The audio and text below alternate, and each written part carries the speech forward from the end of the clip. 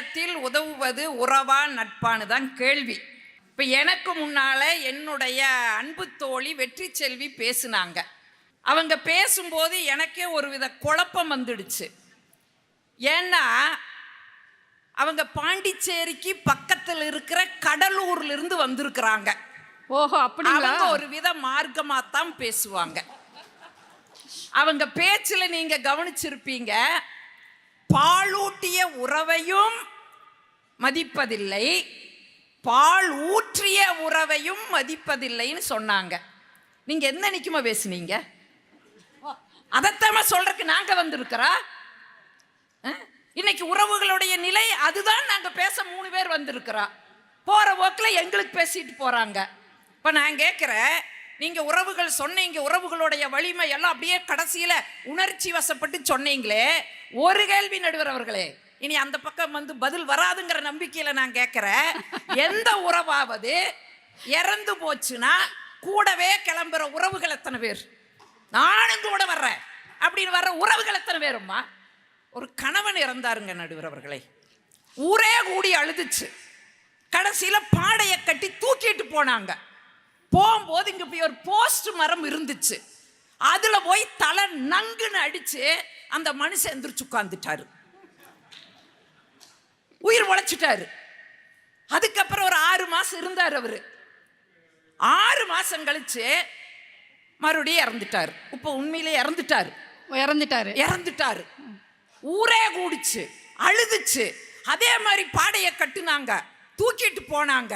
இந்த வீட்டம்மா ஓடி போய் கரண்ட் கம்பி கிட்ட நின்னுடுச்சு. தம்பிகளா பார்த்து தூக்கிட்டு போங்கடா, எங்காச்சும் கரண்ட் கம்பியில் இது இடிச்சிடாதீங்க. ஏன் இடிச்சு மறுபடியும் அவர் எந்திரிச்சு வந்துட்டா என்ன பண்றதுன்னு சொல்லி மறுபடியும் எந்திரிச்சு வந்தா இவங்களுக்கு கரண்ட் ஷாக் அடிச்ச மாதிரி இருக்கு, அதனால சொல்லியிருக்காங்க. இல்ல என்ன வந்துங்க உறவுன்னு 3 பிள்ளைகள் சேர்ந்து ஒரு அப்பனை பார்த்துக்க முடியலைங்க. அதனாலதான் நாங்க முதியோர் இல்லத்தை பத்தி பேசினோம். 3 பிள்ளைங்க சேர்ந்து ஒரு அப்பனை வச்சுக்கல, 3 பேரும் பேசிக்கிறாங்க. நீ வச்சுக்கடா, ஐயோ எனக்கு நேரம் இல்லை, நான் ஓடிட்டே இருக்கிறேன், என் வீட்லயும் வேலைக்கு போறாங்க. இன்னொருத்தன் சொல்ற எனக்கு முடியாது. 3 பேரும் பேசிட்டு இருந்தாங்க. அப்ப அப்பன் சொன்னாரு படுத்துட்டு இருக்கிறவரை, அட ஏண்டா 3 பேரும் சண்டை போடுறீங்க, கம்முன்னு என்னை கொண்டு ஆத்துக்குள்ள போட்டுருங்கடானாரு. அட 3 பேரும் சேர்ந்து தூக்கிட்டானுங்க. 3 பேரும் தூக்கிட்டு கொண்டு ஆத்துக்குள்ள போனாங்க. அப்ப அப்பன் சொன்னாரு, டே இங்க போடாத, கொஞ்சம் தள்ளி போடுறான்னாரு. ஏப்பான்னு கேட்டாங்க. எங்க அப்படி நான் இங்க தாண்டா போட்டேன்னாரு. வழியா நடந்துகிட்டு இருக்குது உறவுகளோட தொல்லை. தலைமுறையா இதான் நடந்திருக்கு. தலைமுறையா உறவுகளால சிக்கல். இந்த நிகழ்ச்சிக்கு கிளம்புன நடுவர் அவர்களே, நாங்க நட்புன்னு சொல்றதுனால உறவுக்கு எதிரி நீங்க நினைச்சுக்காதீங்க. நினைக்கல. ஏன் இந்த நிகழ்ச்சிக்கு நான் கிளம்புனேன். எங்க வீட்டுல அவர் கேட்டாரு, இன்னைக்கு எங்கம்மா நிகழ்ச்சின்னு கேட்டாரு. நம்ம கோயம்புத்தூர் புத்தக திருவிழாவில நான் பேசுறேன் மாமான்னு ஒரு கேள்விக்கு பதில் சொல்லிட்டு போனாரு. என்னன்னு கேட்டேன். ஏன் உனக்கு என்ன தெரியும் அங்கெல்லாம் கூப்பிடுறாங்கன்னாரு. நான் சொன்னேன், ஒரு 4 செய்தி தெரியுன்னு தாங்க மாமா என்னை கூப்பிடுறாங்க. அதுக்கு ஒரு வார்த்தை சொன்னாரு பாருங்க, உனக்கும் ஒன்றும் தெரியாது, உன்னை கூப்பிட்டவங்களுக்கும் ஒன்றும் தெரியாது. நடுவரை பத்தி ஒன்றும் சொல்லல. இல்ல என்னங்க பேச்சுனால நீங்க நோகடிக்கிறீங்க.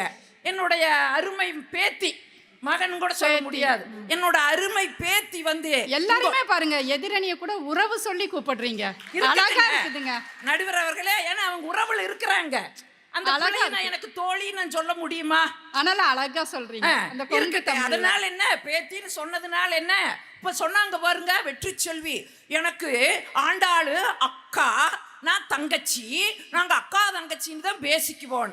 நான் கேட்கிறேன், ஏமா தங்கச்சி போட்டிருக்கிறியா 7 பவுன் செயின் கழட்டி எங்க அக்கா கழுத்துல ஓடமணி அதெல்லாம் போட்டுருவியா? நீங்க சாந்தாமணி கொஞ்சம் பொறுமையா இருங்க, கொஞ்சம் நிதானமா இருங்க, கொஞ்சம் வேகத்தை குறைங்க. அவங்க கண்டிப்பா போட்டுருவாங்க. ஏன்னா அது வந்து கவரிங் நகை தான். கொடுங்கம்மா, நகையை கொடுங்கம்மா. அப்ப அதுலயும் கூட ஏமாற்றுத்தனம் தானே. அப்புறம் உறவுகளுக்குள்ள எப்படி நான் ஒற்றுமை இருக்குன்னு கேட்கிறேன். என்னமா வந்து இந்த சொத்தை அங்க கொடுக்கற மாதிரி அந்த சொத்து, இதெல்லாம் கதை பேசாதீங்க. என்னுடைய அன்பு பேத்தி அழகா சொன்னாங்க, ஒரு மனிதன், ஒரு நண்பன் முதலாக குடிப்பது முதலாக சிகரெட் ஊதுவது நண்பன் வாங்கி கொடுக்கிற ஓசி காசுல தான் சொன்னாங்களே. நான் கேட்குறேன், அம்மா நீ இன்னும் சின்ன புள்ள சரியா, நீ அதுக்கெல்லாம் லாய்க் பட மாட்ட. அம்மா அப்பாவோட கண்ட்ரோல் இருக்கிற, அதனால இன்னும் காலம் வரு, அப்ப வந்து இங்க பேசுவ. இப்ப வீடு மட்டும் என்ன விளங்கிட்டு இருக்குதா கண்ணு? நல்லா அப்பா அம்மா வச்சுட்டு பேசக்கூடாது கண்ணு. வந்து வாரு. நடுவரவர்களே, நாங்கெல்லாம் ஆசிரியர்கள். மேடையில சொல்ற எத்தனை வகுப்பறையில நாங்க சந்திச்சுட்டு இருக்கிறோம் தெரியுமா? நான் வகுப்பு நடத்திட்டு இருந்தேன். நீரிலும் நிலத்திலும் வாழும் உயிரினம் எதுன்னு ஒருத்த எந்திரிச்சா தவளை டீச்சர்னா வெரி குட், இன்னொருத்த எந்திரிச்சா முதலை டீச்சர்னா வெரி வெரி குட்னு, இன்னொருத்தன் சொன்னா பாம்பு டீச்சர்னா வெரி வெரி குட்னு, இன்னொருத்தன் சொன்னா மாடசாமி டீச்சர்னா. டேய், மாடசாமின்னு ஒரு உயிரினமே இல்லையாடான எங்க அப்பன் டீச்சர்னா. நீரில் நிலத்திலே வாழ்ந்துட்டு உட்கார்ந்துகிட்டு இருக்கிறாங்க. பெரும்பாலும் சொன்னாங்க பாருங்க, குடும்பத்தினுடைய அஸ்திவாரமே நடுவர் அவர்களே 6 மணிக்கு மேல ஒவ்வொரு வீட்லயும் ஆடிட்டு வருது. ஆனா எனக்கு ஒரு சந்தேகம் சாந்தாமணி. சொல்லுங்க. நீங்க தமிழ் ஆசிரியை தானே? ஆமா. நீங்க அது போய் நீரிலும் நிலத்திலும் வாழும் உயிரினத்தை கேக்குறீங்க? நடுவர் அவர்களே, அன்னைக்கு சயின்ஸ் டீச்சர் வரல, என்ன ஆக்டிங்கா போக சொன்னாங்க. சரி, ஆக்டிங்கா போய் நம்ம ஏதோ ஒண்ணு பேசணும் இல்ல, அதனால நான் பேசுறேன். சயின்ஸ் டீச்சரா ஆக்ட் பண்ணிருக்கீங்க. நடுவர் அவர்களே, ஒன்று சொன்னால் ரசிக்கணும், கேள்வி கேட்க கூடாது, ரசனையோட நிறுத்துங்க. சாந்தாமணி அவர்களே, இப்படியெல்லாம் நீங்கள் நடுவரை எச்சரித்தால் தீர்ப்பை ஒத்தி வைத்து விடுவேன் என்று இந்த மாமன்றத்திற்கு நான் தெரிவித்துக் கொள்கின்றேன். என்னங்க உறவுனால மகிழ்ச்சி. நடுவர் அவர்களே, ஒரு சின்னதா வீடு கட்டினேன். சின்னதா வீடு? சின்ன வீடுன்னா அந்த சின்ன வீடு இல்ல, சின்னதா. ஆமா, சின்ன அளவுல ஒரு 2 பெட்ரூம், ஒரு ஹால், ஒரு கிச்சன் வச்சு வீடு கட்டினேன். சொந்த பந்தத்தை எல்லாம் அழைச்சேன். சரிங்க. வந்தா என் சொந்தக்காரன் ஒருத்த நேரா மாடி ஏறுனா, போனா, சுத்தி பார்த்தா, 4 இட்லி சாப்பிட்டா, 2 பூரியை சாப்பிட்டா, பொங்கலை சாப்பிட்டா, காப்பியை குடிச்சா, கட கட கட கட கடன்னு இறங்கி வந்தா. ஏன் வயிறு சரியில்லையா? இல்ல நடுவர் அவர்களே, மாடி படிக்கட்டுல கட கட கட கட கடன்னு இறங்கி வந்தா. சாந்தா, பேசியே வீட்டை கட்டினியான்னு கேட்டா. நான் சொன்னேன், இல்ல சிமெண்ட்டை பூசி வீடு கட்டினேன். எந்த சிமெண்ட்ல வீடு கட்டினேன் அப்படின்னா, நான் ஒரு சிமெண்டோட பேரை சொன்னேன். அதுலயா கட்டுனேன்?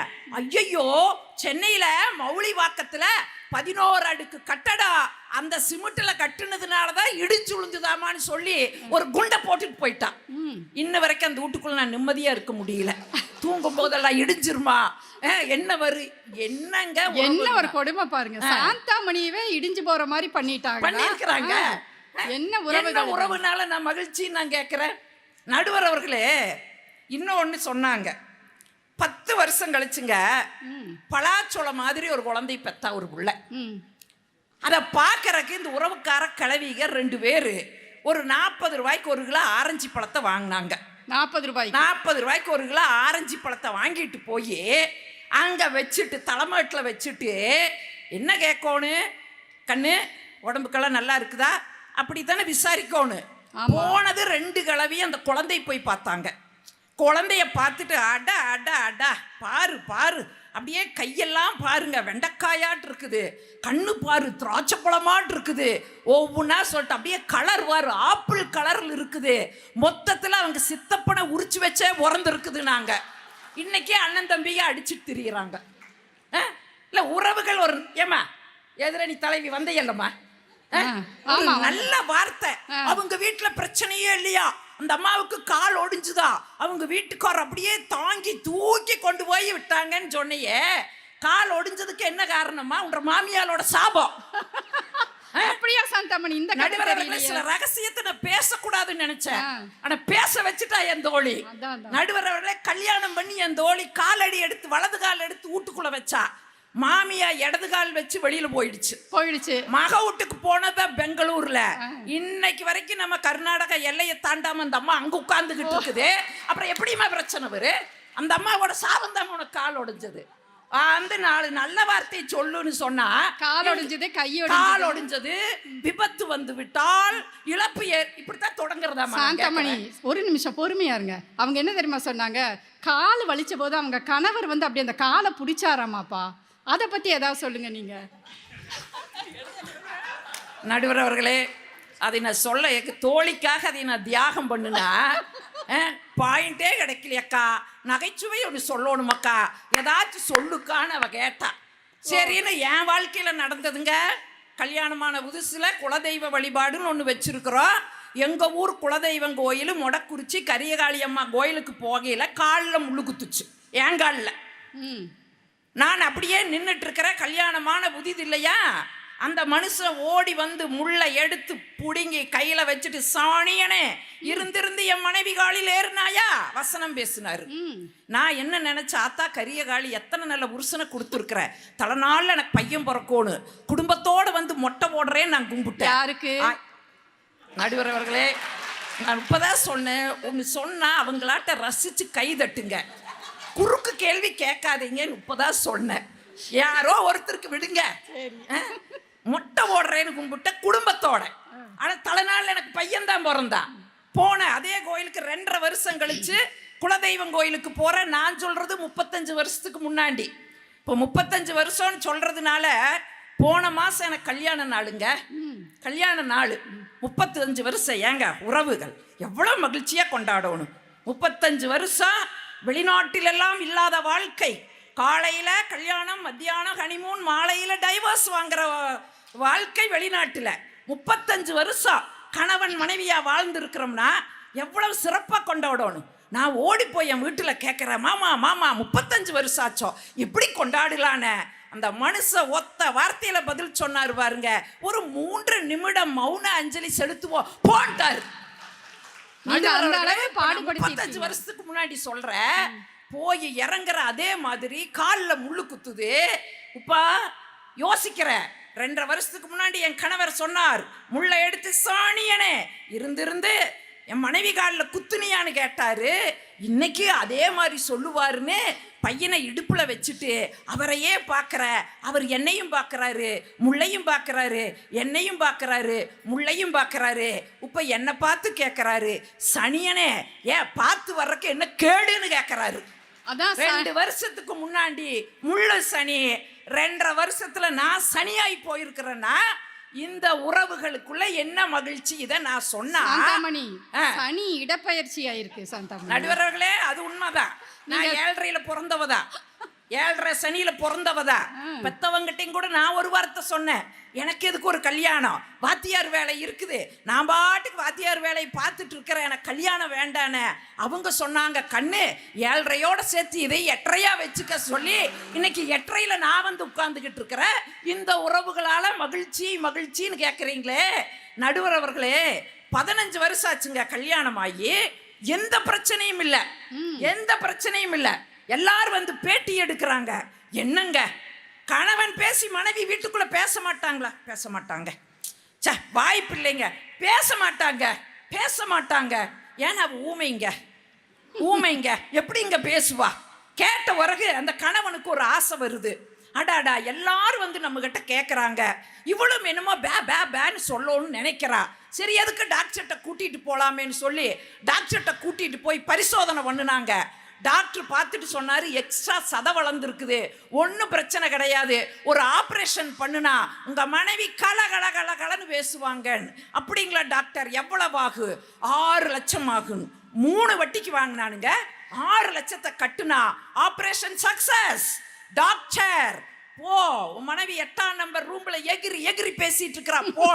போனா கதவை திறந்தா கணவனை பார்த்த உடனே 15 வருஷம் பேசாதத 10 நிமிஷத்துல பேசி முடிச்சா. வாழ்க்கையில் உன்னை கட்டி என்ன சுகத்தை கண்ட, நகையுண்டா நட்டுண்டா, இருந்திருந்து பெத்தவங்க கொண்டு வந்து என்ன பாலும் கிணத்துல தள்ளி, ஐயோ ஆட்டுக்கல்லா பிறந்திருந்தா ஊரே ஆட்டி இருக்குமே, அம்மியா பிறந்திருந்தா ஊரே அரைச்சிருக்குமே, பேசுன்னு பேசினா.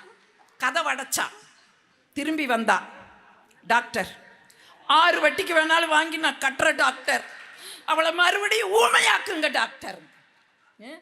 இந்த லட்சணத்துல உறவுகள் போயிட்டு இருக்குது. இங்க வந்து நீங்க என்ன சொல்லிட்டு இருக்கிறீங்க? இத்தனை ஏங்க ஒரு 6 மாசத்துக்கு முன்னாடி ஏன் மாப்பிள்ளை எனக்கு ஒரு மெசேஜ் அனுப்பிட்டாரு, அத்தை உங்க ப்ராடக்ட் ஒழுங்காகவே வேலை செய்ய மாட்டேங்குது. யாரு? என் மகா. நான் பார்த்தேன், ஐயோ அப்பா இது ஏதோ வில்லங்கத்துல போய் முடியுமாட்டு இருக்குதுன்னு சொல்லி, மாப்பிள்ளை அந்த ப்ராடக்டை உங்களுக்கு சேல் பண்ணி பல வருஷமாய் விட்டது. வாரண்டி பீரியடும் தீர்ந்து போய்விட்டது. அந்த கம்பெனி ஒழுங்காக வேலை செய்யவில்லை என்றால், அந்த ப்ராடக்ட் ஒழுங்காக வேலை செய்யவில்லை என்றால் இந்த கம்பெனி பொறுப்பேற்காதுன்னு சொல்லி நானும் மெசேஜை தட்டி விட்டுட்டு உட்கார்ந்துக்கிட்டு இருக்கிறேன்னு சொன்னா நடுக்கமா இருக்குதுங்க. என்ன நடக்கு எப்ப நடக்குன்னு நடுங்கிட்டு உட்கார்ந்துக்கிட்டு இருக்கிறோம். இங்க வந்து நீங்க என்ன சொல்லிட்டு இருக்கிறீங்க? நடுவர் அவர்களே அழகா பேத்தி சொன்னா. என்ன சொன்னா? என்ன சொன்னா? கம்பராமாயணத்தை ஞாபகப்படுத்தினா. குகனையும் கூட படகிலே ஏறும் பொழுது குகனையும் கூட ராமன் அங்கேயே நிறுத்தி விட்டான். ஆனால் நின் பிரிவினும் சுடுமோ பெருங்காடு அப்படின்னு சொன்ன சீதையை தன்னோட கூட்டிட்டு போனாங்களே அப்படின்னு சொன்னா. நாங்கள் அதைத்தம்மா சொல்ல வர்றோம். அந்த அம்மா பேசாம அரண்மனையில் இருந்திருந்தா வம்பே இல்லம்மா. நின் பிரிவினும் சுடுமோ பெருங்காடுன்னு காட்டுக்கு வந்தம்மா கம்மன் இருக்க வேண்டியதானே, கம்மன் இருக்க வேண்டியதானே. அந்த மானை பாருங்கள் அழகுச்சு. அது போலி மானுன்னு தெரிஞ்சும் கூட அந்த மானை பாருங்கள் அழகுச்சு. வந்தது விவகாரம் வந்துதா இல்லையா? ஆனால் நம்ம ராமன் யோசிச்சிருக்கோனுங்க. கண்ணே, நீயே ஒரு கலைமான், ஓடுவதிலே நீ புள்ளிமான், நமக்கு எதற்கு ஒரு பொன்மான், கமான் அப்படின்னு சொல்லி இருந்தா ராமாயணமே முடிஞ்சிருக்கு. அதுக்கு நீங்க அங்க ஒரு பட்டிமன்றம் போட்டிருந்தா அதை கேட்டு அவங்க அப்படியெல்லாம் சொல்லியிருப்பாங்க. கட்டாயம் நடுவர் அவர்களே, வள்ளுவன் வாசுகி எல்லாம் கூட ஞாபகப்படுத்தினாங்க. எனக்கு எல்லாருக்கும் ஒரு வருத்தம் உண்டு. நிறைய பேர் என்கிட்ட கேள்வி கேட்டிருக்கிறாங்க. அக்கா, நீங்கள் மாமனை மேடையில் வச்சு வச்சு செய்யறீங்க, ஆனால் எங்கள் மாமனை கண்ணிலேயே காட்ட மாட்டேங்க. இன்னைக்கும் கூட்டிகிட்டு வரல, நான் இங்கே தானே இருக்கிறா, கூட்டிகிட்டு வரல. நீங்கள் கூட்டிகிட்டு வர்றது இல்லையே, ஏன் அப்படின்னு கேட்டாங்க. நான் ஏன் கூட்டிகிட்டு வர்றதில்லை தெரியுமா? நடுவர் அவர்களே, ஒரு நிகழ்ச்சிக்கு தான் அந்த மனுஷனை தப்பி தவறி கூட்டிகிட்டு வந்தேன். அமைப்பாளர் பார்த்து அகிலா மாதிரி இருக்கிறவங்க முன்னாடி கொண்டு வந்து உட்கார வச்சுட்டாங்க. சரி, அந்த மனுஷன் முன்னாடி உட்கார்ந்து இருக்கிறாரு, என்னால் நல்ல செய்தியை சொல்லுவோம்னு சொல்லி நானும் பெண்ணின் பெருந்தக்க யாவுல கற்பனும் திண்மை உண்டாக பெறின்னு எல்லாம் பேசி அதுக்கு விளக்கம் வேற. 7.5 எனக்கு நாக்கில் நிற்குது, ஏற்கனவே 8.5, இது 7.5 நாக்கில் நிற்குது. அதுக்கு விளக்கம் வேற கொடுத்த. வாழ்ந்தால் எப்படி வாழ வேண்டும் தெரியுமா? வள்ளுவன் வாசுகி போல வாழ வேண்டும். எப்படி வாழ்ந்தார்கள் தெரியுமா? ஒரு நாள் வாசுகி தண்ணி சேர்ந்திட்டு இருந்தாங்க கிணத்துல. வள்ளுவர் வந்தாரு, வாசுகின்னு குரல் கொடுத்தாரு. என்னங்கன்னு கேட்டு அந்த அம்மா போச்சு, தண்ணி வேணும்னு கேட்டாரு. அந்த அம்மா மோந்து கொடுத்து திருப்பி வந்து பார்த்தா சேர்ந்துன கயிறும் குடமும் அப்படியே நின்றது. இது போல கற்புடையவர்களாக வாழணும்னு பேசினேன். இந்த மனுஷன் ஹார்ட் டிஸ்க்ல பதிவு பண்ற மாதிரி பதிவு பண்ணியிருக்கிறாரு, எனக்கு தெரியல. ஒரு நாள் பரபரப்பா பள்ளிக்கூடம் போறக்கு அவசரமா வேலை செஞ்சுக்கிட்டு இருக்கிற மெயின் சுவிட்ச் ஆஃப் பண்ணி இருக்கிறாரு. ஏன்னா எங்க வீட்லயும் கிணறு இருக்குது, எங்க வீட்லயும் கயிறு இருக்குது, எங்க வீட்லயும் குடம் இருக்குது. மெயின் சுவிட்ச் ஆஃப் பண்ணி இருக்கிறார், எனக்கு தெரியல. ஐயோ, பள்ளிக்கூடம் போற நேரத்தில் மோட்டர் போடாம விட்டுட்டோமே, ஒரு 10 குடம் தண்ணியை சேர்ந்து வச்சுட்டு போவோமேன்னு சொல்லி போய் தண்ணியை சேர்ந்துனா சாந்தி அப்படின்னாரு. சாந்தி, ஆமா, சாந்தி அப்படின்னாலே ஏதோ விவகாரம் இருக்குதுன்னு அர்த்தம். ஏன்னா பேரு கிடையாதுங்க, பேரு கிடையாது. சாந்தாமணி, ஆண்டாள் பிரியதரிசினி, சித்தரா, மகேஸ்வரி, பேரு கிடையாதுங்க. வேண்டாம். சாந்தாமணி ஒரு நீளம், வேண்டாம். ஒரு சாந்தி, சாந்தி, ஒரு சாந்தா, ஒரு சாந்து, சாந்து சொல்லலாம்ல? சொல்லலாம். வாய் வெந்தா போயிரு, வெந்தா போயிரு வாய். 1000 வாடி ஓடி, அங்க நடி பண்ற, இங்க நடி பண்ற, அதை எடுத்து வைடி, இதை எடுத்து வைடி, 1000 வாடி ஓடிங்க சதிச்சிட்டு இருக்கிறோம். ஒரு நாளைக்காவது மனசு மாறி அடைந்தாட காப்பி குடிச்சு தொலைடா, கொடுக்க முடியுமா? குடிச்சு தொலைடா, கொடுக்க முடியுங்களா? கொடுக்க முடியுமா? உறவை பத்தி அப்படி பேச மனசுல நினைப்போம், சொல்ல முடியாது. நடுவர் அவர்கள் இல்லைன்னா முதுகு வீங்கு, நல்லாவே தெரியும். சாந்தினார், இப்படி முடிக்கிறங்க சாந்தினார். என்னங்கன்ட்டு ஓடி வந்து என்ன செய்யற, தண்ணி சேர்ந்துற கையை பிடிச்சார், வா கூப்பிட்டு வந்தார். என்னோட துரதிஷ்டம், நான் சேர்ந்துன்னு அந்த கயிறுமே குடம் போய் தண்ணிக்குள்ள விழுந்துடுச்சு. எட்டி பார்த்துட்டு நிக்கல. என்னமாமா நிக்கல? கயிறும் குடமும் நிக்கலன்னாரு. நடுவர் அவர்களே, சுதாகரிச்சுட்டு பதில் சொன்னேன். மாமா, தண்ணி சேர்ந்தரவ மட்டும் வாசுகியா இருந்தா போதாது மாமா, கூப்பிடுறவரு வள்ளுவரா இருக்கணும் மாமான்ட்டு ஓடி வந்தேன்னா என்னங்க உறவுகளால மகிழ்ச்சி நான் கேட்குற. திருமணத்தை சொன்னீங்க, இப்படி சொல்லி முடிக்கிறேங்க நடுவர் அவர்களே. திருமணத்துல நீங்க பேரு குறைவா இருக்குதுன்னா சித்தப்பன் சண்டை போடுவான். அந்த பத்திரிக்கை அடிச்ச பாண்டு சிறுசா போச்சுன்னா கோவிச்சுக்கிட்டு உறவு வராது. எப்படியாவது கல்யாணத்தை நிறுத்தணும்னு முடிவு பண்ணுவாங்க. ஆனா வீட்டுல எச்சவட்டலும் கூட கழுவ மாட்டானுங்க பையன், எச்சவட்டலும் கூட கழுவ மாட்டா. ஆனா நண்பனோட சகோதரி கல்யாணத்துல வந்து எச்சலை எடுத்துட்டு இருக்கிறானே, எந்த ஒரு எதிர்பார்ப்பும் இல்லாம இந்த நட்பு உதவலைன்னு சொல்ல முடியுமா? அதனாலதானே வள்ளுவன் சொன்னான், உடுக்கை இழந்தவன் கை போலே அங்கே இடுக்கன் களைவதாம் நட்புன்னு தான் சொன்னான். உறவுன்னு எழுதல. எந்த இடத்துல வந்து உறவு வச்சு எழுதுனாங்க? கோபப்படாதீங்க, கோபப்படாதீங்க. கணவன் மனைவி வாழ்க்கை எப்படி இருக்கணும்? கணவன் மனைவியா இருக்க கூடாது, மடந்தையோடு எம்மிடை நட்புன்னு சொல்லி வள்ளுவன் தாங்க எழுதுனா. நடுவர் அவர்களே, உங்க தீர்ப்புக்கு நான் ஒன்னு ஸ்ட்ராங்கா சொல்லி முடிக்கிறேன். ராமாயணம் சொல்லிடலாம், தீர்ப்புக்கு எடுத்துக்கலாம்னு சொல்றேன். எடுத்துக்கலாம், நீங்க தீர்ப்பு யாருக்கு வேணா கொடுங்க, எனக்கு அதை பத்தி கவலை இல்லை. ஏன்னா நட்பு அப்படிங்கிறது விட்டு கொடுக்கக்கூடிய மனப்பான்மை. அதனால தீர்ப்பை பத்தி எங்களுக்கு கவலை இல்லை. தேவைப்படுமான்னு பாருங்க. ராமாயணத்துல 10 மாதம் சீதை பிரிந்திருந்தாள் என்பதற்காக, யாரோ ஒருவன் சொன்னான் என்பதற்காக ராமன் தீக்குளிக்க வைத்தான். அதே மகாபாரதத்துல வாங்க நடுவர் அவர்களே, கர்ணனும் துரியோதனன் நம்ம கெட்டவனாவே பார்த்துட்டு இருக்கிறோம். அந்த துரியோதனுடைய மனைவி பானுமதியும் சொக்கட்டான் விளையாண்டுட்டு இருக்கிறாங்க. அந்த நேரத்துல எதிர்த்தா அப்படி உட்கார்ந்து இருக்கிறாங்க. கர்ணன் இருக்கிற பக்கமா துரியோன் வர்றா. பானுமதி பார்த்துட்டா, கணவர் வர்றாரேன்னு எந்திரிச்சா. என்ன பாதி ஆட்டத்திலேயே எந்திரிச்சு போற அப்படின்னு இப்படி கைய வச்சா. அவ இடையில கட்டியிருந்த அந்த மேகலை அருந்து கீழே விழுந்துச்சு. திரும்பி பார்த்தா கர்ணன் நிக்கிறா, இந்த துரியோதனன் நிக்கிறா. கர்ணன் குலையெல்லாம் நடுங்குது. ஐயோ, ஒரு அரசனோட மனைவியோட இடைய நம்ம இழுத்து மேகலையை அறுத்துட்டோமே, என்ன நடக்குமோ அப்படின்னு பதறிக்கொண்டு இருக்கும்போது, யாராலெல்லாம் துரியோதனன் கெட்டவனாக நினைக்கப்பட்டோமோ அந்த துரியன் சொன்னான், இந்த முத்துக்களை எடுக்கவா கோர்க்கவான்னு சொல்லி அந்த துரியோதனன் கேட்டான்னு சொன்னா, என்னமோ முத்து குளிக்க போகல மச்சாங்கையில உறவே இல்லாம இருக்குது. தாய் மாமன் மடியில் வச்சுக்கிறாங்க. தாய் மாமங்கிற உறவே இல்லம்மா. சொந்த தாய் மாமன் வீட்டுக்கு வர்றா. ஒரு பையன் சொல்ற, மம்மி சம்படி கேம் அப்படின்ட்டு ஓடுறான். சம்படி உறவுகள் அறியாத வாழ்க்கையை வாழ்ந்துட்டு உட்கார்ந்துகிட்டு இங்க வந்து உறவுக்கு வக்காலத்து வாங்கி. கோபப்படாதீங்க, கோபப்படாதீங்க. அவ்வளவு கோபம் வருதுங்க. வேண்டாங்க, கோபப்படலைங்க நடுவர் அவர்களே. ஏன்னா நீங்க நட்புக்கு தீர்ப்பு சொல்லுவீங்க. பொண்ணு வேண்டாங்க. இத்தனை பேர் இங்க கூடி இருக்கிறாங்க. இவங்களுக்கு வேலை வெட்டி இல்லையா? வேலை வெட்டி இல்லையா? இத்தனை பேர் ஏங்க இங்க வந்து கூடி இருக்கிறாங்க? எல்லாம் நம்முடைய நட்புகளாக இங்க வந்ததுனாலதான். நடுவர் அவர்களே, கைதட்டி நம்மளை உற்சாகப்படுத்தியதால் தான் இந்த நிகழ்வே வெற்றி பெறுகிறது என்று சொன்னால், உற்ற நேரத்திலே கைதட்டி நமக்கு ஊக்கமும் உற்சாகமும் தருவது நட்புதான் என்று சொல்லி வணங்கி விடைபெறுகிறேன். நன்றி, வணக்கம்.